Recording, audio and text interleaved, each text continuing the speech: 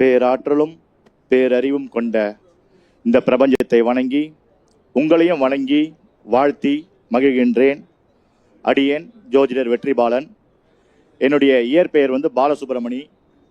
நான் திருவள்ளூரில் இருக்கேன். ஜோதிட துறையில் வந்ததுக்கப்புறம் என்னுடைய பெயரை வெற்றிபாலன் என்று மாற்றி ஜோதிட பணி செய்து கொண்டிருக்கின்றேன். இப்பொழுது இது ஜோதிட கருத்தரங்கம். அதுவும் நம்ம வாட்ஸ்அப் குரூப்பில் எல்லாரும் ஒன்றா பழகியிருக்கோம். எல்லாரும் வாட்ஸ்அப் குரூப்லேயே பார்த்து பேசி வருடத்துக்கு ஒரு முறை இந்த மாதிரி சந்தித்து நம்ம எல்லாம் ஒருத்தருக்கு ஒருத்தர் மனமிட்டு நம்முடைய கருத்துக்களை எல்லாம் பகிர்ந்து கொண்டு சந்தோஷமாக இருப்பதற்கு வழிவகை செய்த இந்த அமைப்பின் முக்கியமான பெரியவங்க, அவங்களை எல்லாரும் வணங்கி வாழ்த்தி மகிழ்கிறேன். ரெண்டாவது, இந்த நம்ம ஜோதிடத்துறையில் நிறைய சர்ச்சைகள் உண்டு. ஒவ்வொரு ஜோதிடருக்குள்ளேயும் நிறைய கருத்து வேறுபாடுகள் உண்டு. இதெல்லாம் களையக்கூடிய இடமாக இந்த அமைப்புகள், இந்த ஜோதிட மாநாடுகள் இதெல்லாம் நமக்கு பயன்பெறும். நம்ம அங்கங்கே நம்மளுடைய ஜோதிட தொழிலை செய்கிறோம். ஆனால் செய்யும் போது அந்தந்த இடத்துல ஒரு குறைபாடுகள் உண்டு. நம்ம பார்த்து பொருத்தோன்னு சொல்லி அனுப்புகிற ஜாதகம் இன்னொரு ஜோசியர்கிட்ட போனோன்னா அது பொருத்தலைன்றாங்க. அது நமக்கு ரொம்ப ஷையாக இருக்குது. அது ரொம்ப ஒரு மனக்கஷ்டமாக இருக்குது. அப்புறம் நம்ம என்ன பண்ணுவோம்னா, அவரோட நான் பெரிய ஆள், என்னை விட அவர் பெரிய ஆள், நான் எப்படி படிச்சிருக்கேன்னு தெரியுமா, என்னுடைய குருநாதர் யார் தெரியுமா, இப்படிலாம் பேசிட்டு தான் கிடப்போமே தவிர அதுக்கு சொல்யூஷன் வராது. ஆனால் பேரண்ட்ஸுங்க தலையில் அடிச்சுக்கிறாங்க. இந்த ஜோசியர்கிட்ட போனால் ஒருத்தர்கிட்ட போனால் இப்படி சொல்கிறாரு, ஒருத்தர்கிட்ட போனால் இப்படி சொல்கிறாருன்ட்டு. அதுக்கு மெயினாக இந்த ராகு கேது தான். இந்த ராகு கேது 1, 2 இருந்தால் அதே ராகு கேது இருந்தால் தான் கட்டணும்னு ஒரு ரூல் இருக்குது. அது இருந்தாலும் குரு பார்வை பார்த்தா அதுக்கு கட்டலான்னு ஒரு ரூல் இருக்குது. நாங்கள் எதை தான் நம்புறது சொல்லிட்டு ஜோதிடர்கள் சொல்கிற குழப்பத்தில் பெற்றோர்கள் இருக்காங்க. அப்போது இந்த மாதிரி ஒரு மாநாடு நிகழ்வுகளில் நம்ம எல்லாம் பேசும்போது இந்த ராகு கேதை பற்றி நீங்கள் எந்த சப்ஜெக்ட் வேணால் பேசுங்க, கடைசியில் இந்த ராகு கேதை நான் இப்படி பார்க்குறேன் அப்படின்னு சொல்லுங்கள். இதெல்லாம் சொல்லி ஒரு நாள் நமக்கு பெரியவங்களாக இருக்கிற பொன்னையா சாமிகள் இல்லை மிகப்பெரிய சில பேர்கள் இதுக்கு ஒரு தீர்வு கொடுப்பாங்க. இப்படி தான் காஞ்சி சங்கராச்சாரியார் கூட நமக்கு ஒரு தீர்வு கொடுத்தாரு. வாக்கிய கணிதமா திருக்கணிதமா இதை எப்படி பார்க்கறது அப்படின்னும் போது என்ன சொன்னார், வாக்கியப்படி பஞ்சாங்கத்தை கோவிலுடைய அகமுறை பயன்படுத்திக்கிங்க. திருக்கணித பிரகாரம் குழந்தைங்களுடைய மனிதருடைய பிறப்பு முதல் இறப்பு வரையும் பயன்படுத்தி அவர் டிக்ளேர் கொடுத்துட்டாரு. அந்த டிக்ளரேஷனை பயன்படுத்தி இன்னைக்கு நம்ம எல்லாரும் திருக்கணிதத்தை ஃபாலோ பண்ணுறோம். அதே மாதிரி இந்த ராகு கேதுக்கும் ஒரு டிக்ளரேஷன் நம்மளுடைய மாநாடுகளில் ஒரு நாள் வரும். அதை நம்ம பயன்படுத்தி எல்லாரும் சிறப்பாக இருக்கலாம். இது ஒரு தகவல். அடுத்தது, எனக்கு வரக்கூடிய கிளைண்ட்டுங்களுடைய ஜாதகங்கள் எல்லாத்தையும் நான் ஒரு நோட் போட்டு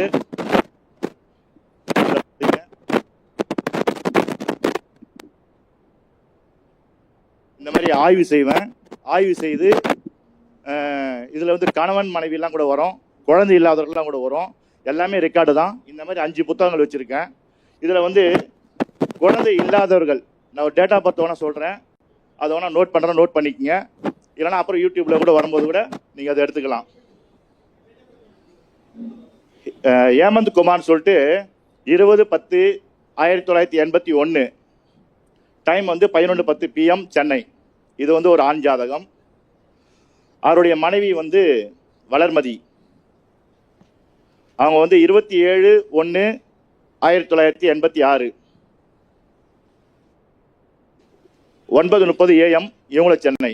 இந்த 2 தம்பதியருக்கும் திருமணமாகி கிட்டத்தட்ட ஒரு 8-9 வருடங்களாக குழந்தை இல்லை. இது ஏன் குழந்தை இல்லை இவங்களுக்கு சொல்லிட்டு ஆராய்ச்சி பண்ணி செக் பண்ணி பார்த்தா, ஹேமந்த் குமார், அதாவது ஒவ்வொருத்தரும் ஒவ்வொரு விதத்தில் ஒவ்வொரு குருநாதர்கிட்ட பயின்றிருக்கோம். ஒவ்வொரு குருநாதரும் ஒரு ஃபார்முலா கொடுத்துருப்பாருங்க.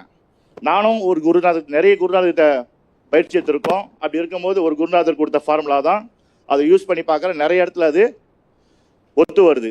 அது யாருன்னா திருப்பூர் தனிகாச்சலம் ஐயா. அவர் கொடுத்த யோகம் திதி யோக காரணங்களில் பயன்படுத்துவேன். அது ரொம்ப செட் ஆகும். அதில் சாத்தியம் என்ற யோகம்னு ஒன்று இருக்குது. அந்த சாத்திய யோகத்துக்கு சுக்கிரன் யோகாதிபதி, குரு அவயோகாதிபதி. இது மாப்பிள்ளை அந்த பையன் ஹேமந்த் குமார். இந்த பொண்ணு வளர்மதி. இவங்க சௌபாக்கியம் என்ற யோகம். அந்த யோகத்துக்கும் யோகாதிபதி சுக்கிரன், அவயோகாதிபதி குரு. ஸோ 2 பேருக்கும் குரு அவயோகாதிபதியாக இருக்கிறதுனால புத்திரக்காரகன் கெட்டிருக்காரு. இந்த மாதிரி ஒரு ஜாதகங்களில் பல ஜாதகங்களை எடுத்து வச்சிருக்கேன்.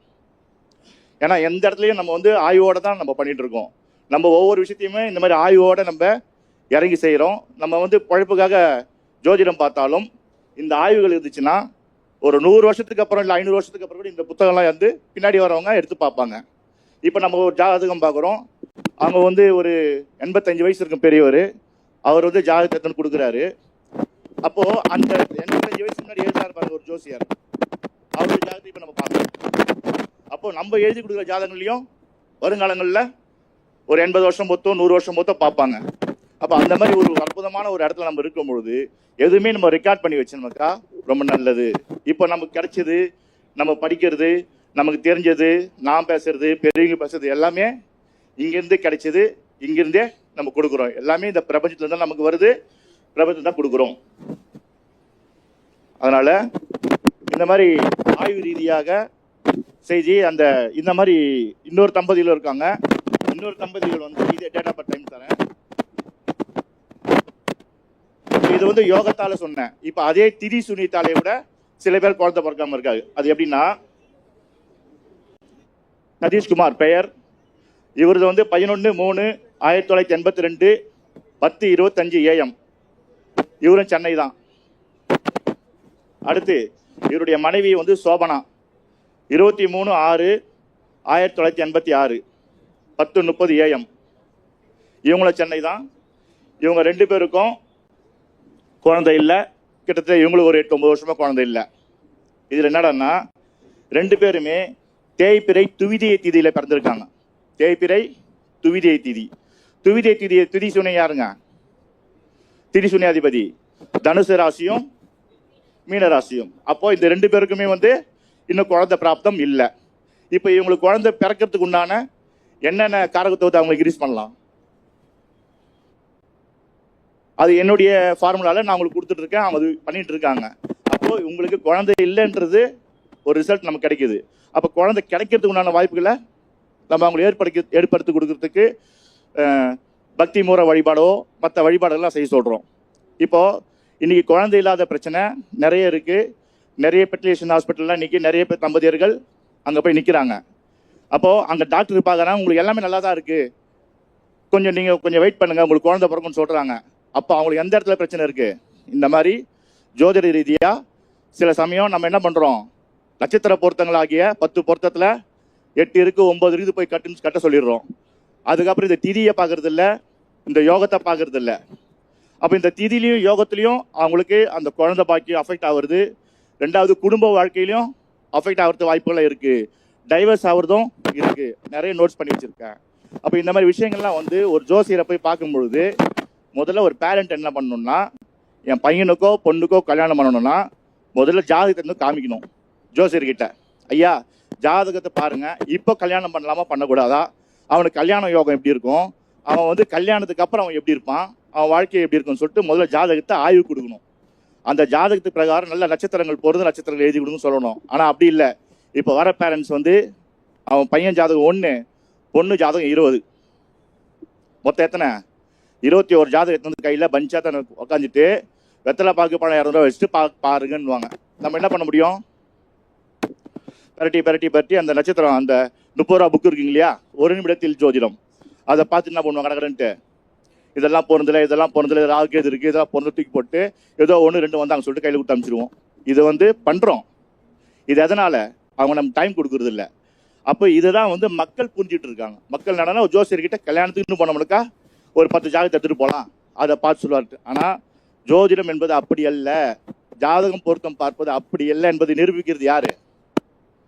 நம்ம தான் இதை வெளிப்படுத்தணும், நம்ம தான் இதை சொல்லணும், நம்ம தான் இந்த மாதிரி மேடைகளில் வந்து சொல்லும் போது இது யூடியூப்ல மக்களுக்கு போகும்போது ஓ இப்படிலாம் இருக்கா, நம்ம தவறாக பார்த்துருக்கோம், அதனால தான் நம்ம தவறான விளைவுகள்லாம் ஏற்பட்டிருக்குன்னு சொல்லிட்டு பெற்றோர்கள் கவனத்துக்கு நம்ம இதெல்லாம் கொண்டு போகணும். ஏன்னா சரிங்களா, இதெல்லாம் வந்து ஒரு விளக்கம். இந்த மாதிரி ஒரு ஆராய்ச்சி திறமையோட ஜோதிடர்கள் எல்லாம் பணியாற்றிட்டு இருக்கோம். ஆனால் சில பேர் என்ன பண்றாங்கன்னா பொதுவாக போற போக்குல ஜோதிடத்தை கிண்டலா பேசுறாங்க.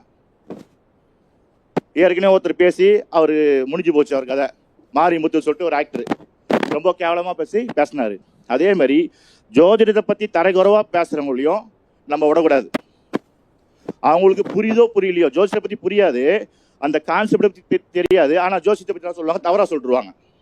ஒரு விஷயத்தை தெரிஞ்சுட்டு தவறு சொன்னா பரவாயில்ல, தெரியாமலே பொத்தாம் பதிப்பா சொல்லி விட்டுறது. அப்படி ஒருத்தர் சொல்லியிருக்காரு. இப்போ அவர் யாருன்னா, ஒரு சர்ச்சைக்குள்ள போக விரும்பல, ஆனா அவர் சொன்ன வார்த்தைகள் தவறுன்று சுட்டி காட்ட விரும்புகிறேன்.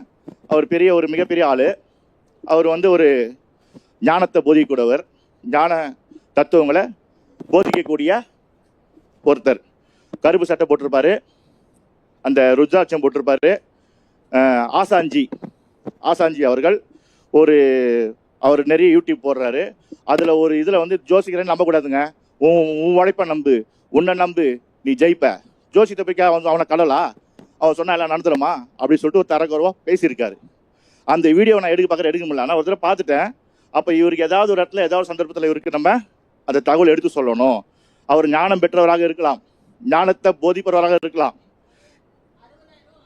அதான் ஏதோ ஒன்று. அவர் வெளியே நல்ல ஸ்பீச், நல்லா பேச தெரிஞ்சால் எதை பற்றி பேசுகிறோமோ அப்போ அதை சார்ந்த விஷயத்த அவங்க உள்ள வந்துடுறாங்க. அவங்க வரட்டும், அவங்க பொழப்பு நடத்திக்கிட்டு அதை பற்றி பிரச்சனை கிடையாது. ஆனால் தெரியாத துறைகிட்ட ஒரு புனிதமான துறையை போய் நீங்கள் எப்படி தவறாக பேசலாம்? அதெல்லாம் எங்கே பேசணும்? இந்த மாதிரி மேடையில் தான் பேசணும். பேசினாதான் அது அவங்களுக்கு போய் சேரும்.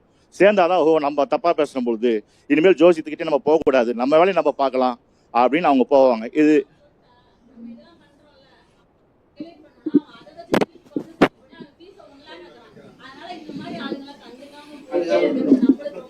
சரிம்மா, கண்டுக்காம முட்டுற. சரி, இப்ப அவன் சொல்ற வார்த்தை நல்லதான். அவன் தனிப்பட்ட முறையில் ஒரு கிளைண்ட் கிட்ட பேசினா பரவாயில்ல.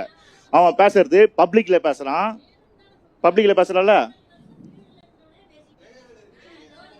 இருக்கட்டும், இப்ப நம்ம அவரை பத்தி பேசுவோம், தப்பு ஒண்ணும் கிடையாது. நம்ம ஜோதிடத்தை பத்தியும் பேசும்போது நம்ம ஜோதிட மாநாடுல அவரை பத்தி நம்ம ஒரு கண்டனம் தெரிவிக்கல, ஒரு தகவல் சொல்லணும் அர்த்தம் அது. ஆமா, அவர் இல்ல, அவர் இருந்தா கூட கவுண்டர் கொடுக்கலாம், ஒன்றும் தப்பு கிடையாது. அவர் இருந்தாலும் கவுண்டர் கொடுக்கலாம், அவர் இல்ல.